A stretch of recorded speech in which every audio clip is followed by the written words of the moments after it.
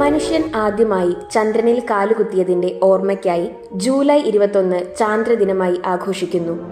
അമേരിക്കക്കാരായ Neil Armstrong, Edwin Aldrin, Michael Collins എന്നീ ബഹിരാകാശ സഞ്ചാരികൾ ചേർന്ന് അപ്പോളോ 11 എന്ന ബഹിരാകാശ വാഹനത്തിൽ 1969 ജൂലൈ 20 ചന്ദ്രോപരിതലത്തിൽ എത്തിയത്. ജൂലൈ 21 വാഹനത്തിൽ നിന്നും ചന്ദ്രനിൽ ഇറങ്ങി നടന്ന ആംസ്ട്രോങ് ആദ്യമായി ചന്ദ്രോപരിതലത്തിൽ കാലുകുത്തിയ മനുഷ്യൻ എന്ന നേട്ടം കരസ്ഥമാക്കി. ചന്ദ്രനിൽ കാലുകുത്തിയ രണ്ടാമത്തെ വ്യക്തി എഡ്വിൻ ആൽഡ്രിനാണ്. മൈക്കൽ കോളിൻസ് അവരുടെ ഈഗിൾ എന്ന വാഹനം നിയന്ത്രിക്കുകയായിരുന്നു.